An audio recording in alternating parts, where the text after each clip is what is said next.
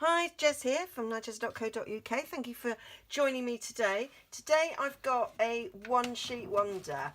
So I've done a prototype of my one sheet wonder, and I've done it, as I often do with my prototypes, done it out of some retired paper. And so what I've been doing lately when I've been designing one sheet wonders is my prototype has been Christmas, so that I get my Christmas cards done. So using this lovely Christmas stamp which matches our punch, so I cut my paper and made 13 cards. These I'm going to be buying something in the new catalogue to put on top of that one, a sentiment. That one's the same as that one, just the other way round. That one is just the other orientation of that one. I've made 2 of those.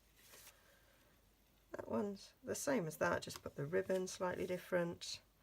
And there we've got another one with a little strip like that. And then I had these 2 little bits left over, and so I created that. So I'm going to show you how I put these cards together, but I'm going to be making a male one sheet wonder, because it's always good to have a stack of male cards. I think it's much easier to make butterflies and flowers and things, not quite so easy to make male cards. So I thought, let's get 14 male cards in my stash.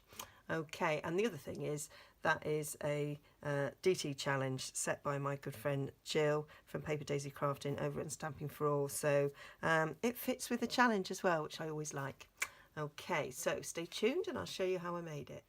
So I've cut all my bits up. So I'm using the Twinkle Twinkle paper, and I'm using this grey granite sort of pinstripey one. There is a lovely nice navy pinstripey one as well, which would be beautiful for this.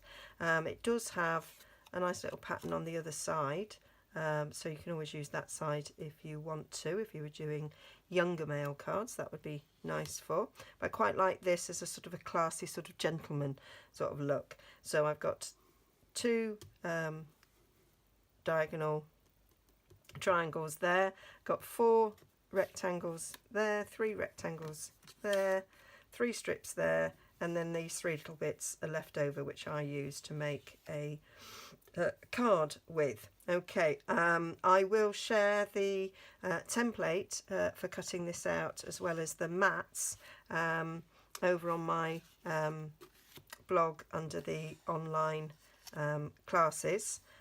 So you'll be able to purchase that there. So let me show you how I put these together. So when making a one sheet wonder, you do have the choice of sticking these down without a mat or matting them. And I like to mat them. I think that makes it sort of look nice, but you can do it without matting. And I might do half of these matted and half of these not matted, so you can see the difference. So I'm going to sort of show you how to get the best out of your cardstock. I mean, you can use scraps if you've got odd cuts, but if you're using a fresh sheet of cardstock, I'll show you how to cut it to get the most mats out of your standard sheet of cardstock. Okay, so I've been working on the cards, and I've made these 4, and I'm going to repeat them again because I've got 2 of those, I've got 3 of those, I've got 4 of those, and I've got 3 of those. So I can make them again, and I can show you how I did it. I'm kind of gonna, for ease, pretty much stick to this design.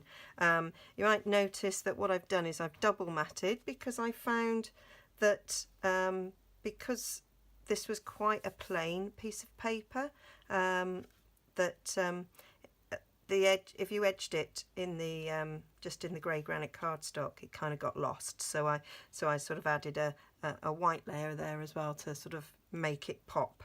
Some of the things that I'm using here, these are the well-written framelits to cut out the happy birthdays there. I've got the happy birthday here from Perennial Birthdays, and I'm using the rectangle stitch framelits to cut that out, and then I've just inked the edges. I kind of thought that stitching went with the design there. I'm also going to use the Happy Birthday here from Happy Birthday Gorgeous. I haven't used it on one of these, but I am going to use it on one of the repeats. And this Happy Birthday is from a Beautiful Bouquet. And of course you will notice that I have used punch here. So this is this tailored punch to create that. And because I am going to change things up a slight bit, I will be using the Starburst punch and the 2-inch circle punch, and I will also use the Everyday Label punch as well. So those are the things that I'm using. On top of that, I will of course be using grey granite and soft sea foam, because I'm going to do some cards showing the reverse. I've got a lovely white baker's twine there with a little bit of silver in it, so I'll be using that. The sheer ribbon here in Whisper White, and the flax ribbon here. These ones don't have any ribbon, but I will be adding them to the others, so you can see how you could make them plain or dress them up a bit, and I'll probably use some rhinestones as well. So what I'm going to do is oh, you see I've used cut these out so that I won't go off camera. Okay, I'm going to do the putting it together as a time-lapse thing, so that you can see it as I'm doing it, and for it not to take forever. Okay, and I'll probably do a little bit of a voiceover saying what I'm doing. Okay, so you can see that I'm just layering up the layers there and sticking them on, and then I'm using a little bit of flax behind. This one I've used the Well Said and put them on. I'm not going to do the grey granite one because I virtually did it the same way. I'm gutting the cardstock as I usually do. That bow, that's a tip I got from Connie's 2-minute Tuesday tips. Tied it round a block there.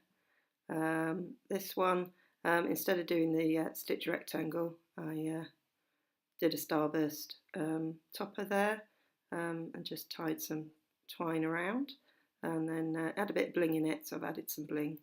That one I did as the original, but with some extra thread. Just sponged the stitch rectangle, and again gutting the cardstock there to save on it, adding a bit of rhinestone. This one done pretty much the same way, but with some added ribbon. You'll see me again using a block to tie my ribbon. That gives you a bow, and then you can clip the back, and that's a good way of getting a bow on it. A fantastic tip there from Connie, so thank you for that. And I did, I think, add some bling to it. These are just the little scraps, so I've done some, oh no, it's the same one. I've done some scoring on that card there to give it a little bit of extra detail, and I scored again on this one that I used the little scraps with, just to give it a sort of an extra bit of interest. I decided to use both sides of the paper on this one, just flag the ends, and so I've stamped in the grey granite, and then I'm using the soft sea foam as a backing for it, just to sort of tie the two colours together really, and give it a little bit of sort of extra interest. I did try a few different ways of doing it. I bring in another punch out, but I didn't like it, so I've gone back to what I originally did. So I'm just popping that up on dimensionals, and then I shall trim the tags off the back to finish it. So there we have it. That's all the cards. So that's the last one that I did, and then I finished the other ones off as well that I hadn't quite finished. So that's those two versions, and then I've got 3 of these, ever so slightly different. I put the silver threaded one on there, so that's the original one of that one. That's the one I did. Those are the 2 that I did on camera, and then that's the one that I finished off camera, and these are the 3 there. So 14 cards. I was going for mail, and I think I might have done it. What What do you think? I will have the templates for the mats and cutting up the 12 by 12 over my online class blog. So go and check it out, nigezza.co.uk. Hope you like that. See you again soon.